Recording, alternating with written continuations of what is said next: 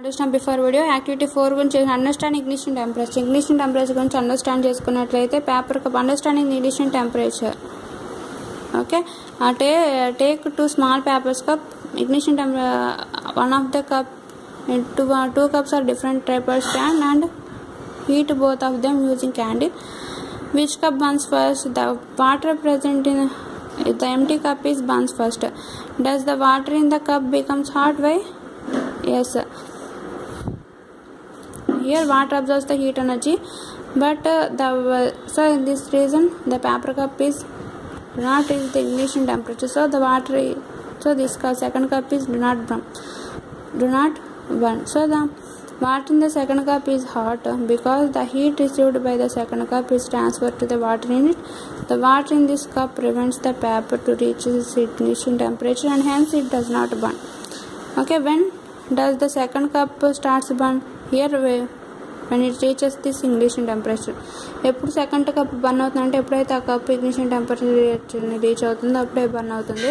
వేకెంట్గా ఉన్న paper cup అనేది తొందరగా ఫైర్ని క్యాచ్ చేస్తుంది. అలానే వెన్ ఇట్ రీచ్ ఎప్పుడైతే సెకండ్ స్టెప్ కప్పు బర్నింగ్ అవడం స్టార్ట్ అవుతుందో అది ignition temperature రీచ్ అయినప్పుడు. ఓకే, నెక్స్ట్ అలానే activity 5 observing the behaviour of different solid fuels. Different solids యొక్క ఫ్యూయల్స్ యొక్క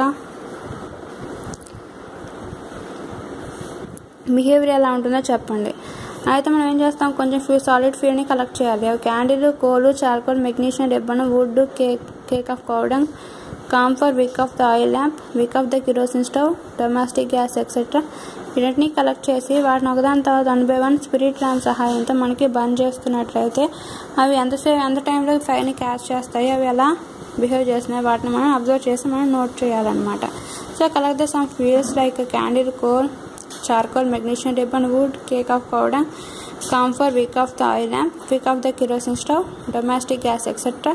Burn each of them one by one with the help of the spirit lamp and note the time they take the catches the fire and also observe the how do they burn. Next, do all of them burn in the same manner?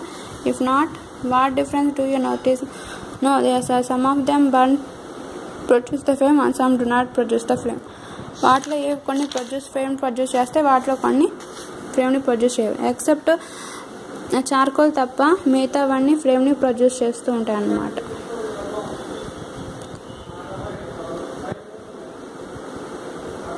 కానీ ఇక్కడ charcoal ఫ్లేమ్ని produce చేయదు. అలానే cakes of cow dungs ఇవన్నీ ఇది తప్పు information ఇచ్చారు. Charcoal తప్ప మిగతా candle, magnesium ribbon, wick of the kerosene stove, domestic gas, camphor, cakes of cow dung, wood, coal ఇవన్నీ మనకి ఫ్లేమ్ని క్యాచ్ చేస్తాయి అన్నమాట. Okay, do all of them form the flame. Okay, దాన్ని బట్టి మనం ఎక్స్పెరిమెంట్కి దీని ఆన్సర్ రాయాలి. Except charcoal, all substance are remaining substance catches the fire immediately and forms flame.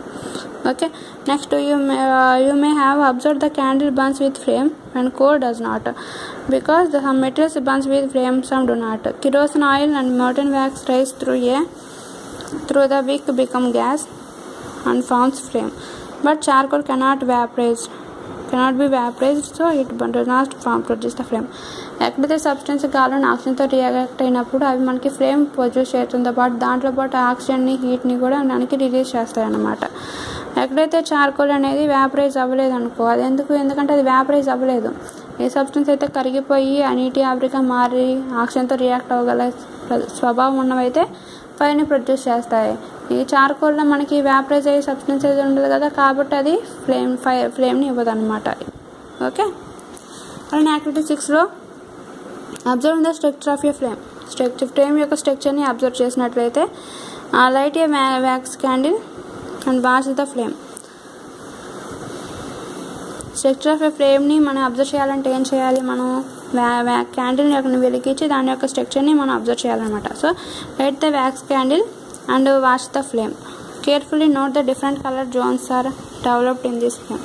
అప్పుడు అబ్జర్వ్ చేసినట్టయితే ఆ క్యాండిల్లో డిఫరెంట్ కలర్ జోన్స్ అనేవి మనకి అక్కడ అబ్జర్వ్ చేస్తాను అనమాట. అలానే how many colours are there in the flame. ఆ ఫ్లేమ్లో ఎన్ని కలర్స్ ఉన్నాయి? There are 3 colours in the flame. అది yellow zone, dark zone, yellow zone, blue zone అనమాట. ఇలా 3 కలర్ జోన్స్ ఉన్నాయి అనమాట. Starting of the base of the flame, how many flame zones are observed here? What is the colour of the outermost zone in the flame? The color of outermost zone is yellow color. So there are 3 flame zones are observed here. The color of outermost zone is yellow color. Internal zone is blue color. Okay.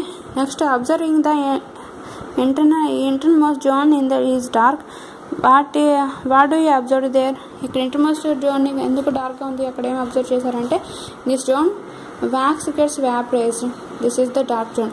ఎక్కడైతే melt అయిపోయిన wax ఉంటుందో అది ఇక్కడ race చేసి ఇక్కడ మనకి dark జోన్లో మనకి కనిపిస్తుంటుంది. So observe near the base of the flame, vaporised wax gets completely oxidised in this place. Its burns with blue flame in the middle last zone. So it is called blue zone. ఎక్కడైతే ఇక్కడ wax కానీ మనం అనుకోవచ్చు ఎక్కడైతే oxidation జరుగుతుందో vapour రూపంలో అది మనకి బ్లూ జోన్లో కనిపిస్తుంది. అలా ఆక్సిడేషన్ జరిగిన తర్వాత రిమైనింగ్ వాటర్ వేపర్ అయితే ఏదో ఉందో ఆక్సిడైజేషన్ జరిగిన వేపర్స్ అనేవి పైకి రైజ్ అవుతూ అది మనకి ఎల్లో జోన్లో మనకి ఎల్లో కలర్లో కనిపిస్తుంటుంది అనమాట ఫ్లేమ్లో. ఓకే. నెక్స్ట్ అలానే యాక్టివిటీ 7లో మీరేం అబ్జర్వ్ చేసినట్లయితే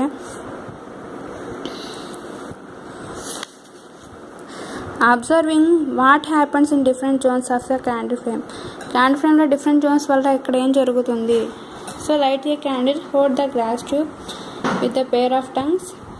డిఫరెంట్ జోన్స్ ఉంటే వల్ల అక్కడ క్యాండిల్ ఏం జరుగుతుందంటే ఒక గ్లాస్ ట్యూబ్ తీసుకుని ఒక టంగ్స్ సహాయంతో పెట్టుకున్నట్లయితే and introduce in 1 hand into the dark zone of non flickering candle.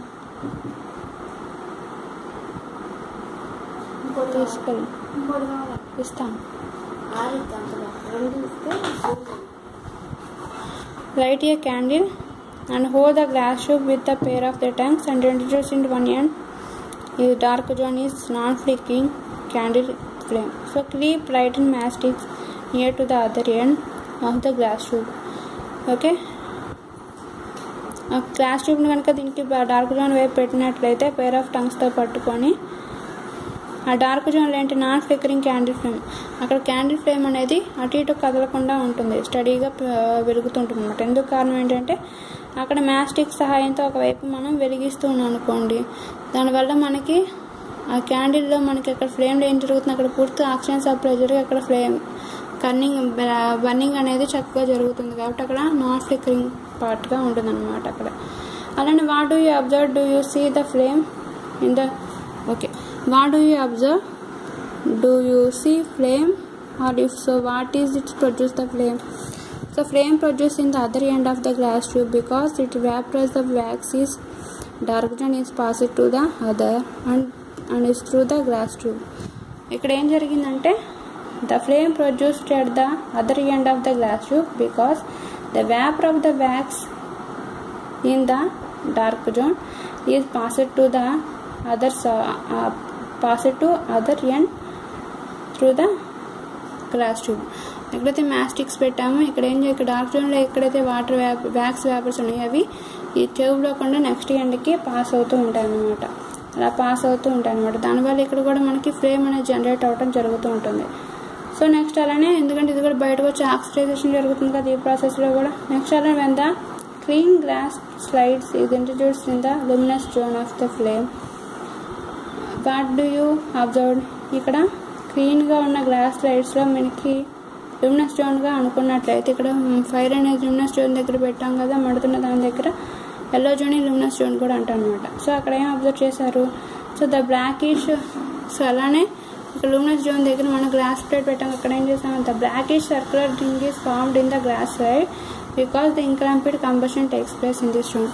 ఇక్కడ గ్లాస్ సైడ్ పెట్టినట్టయితే అక్కడ ఏంటి కంప్లీట్గా కంబస్ట్ అయిపోయిన కార్బన్ పదార్థాలు ఉన్నాయి కాబట్టి, ఇన్కంప్లీట్ కార్బన్ పార్టికల్స్ ఉన్నాయి కాబట్టి అవి మనకి కంబషన్ ప్రాసెస్లో పార్టిసిపేట్ చేయలేని ఉన్నాయి కాబట్టి అవి మనకి ఇక్కడ డార్క్ సర్కిల్గా మనకి గ్లాస్ ప్లేట్ మీద అపీర్ అవుతాయి అన్నమాట.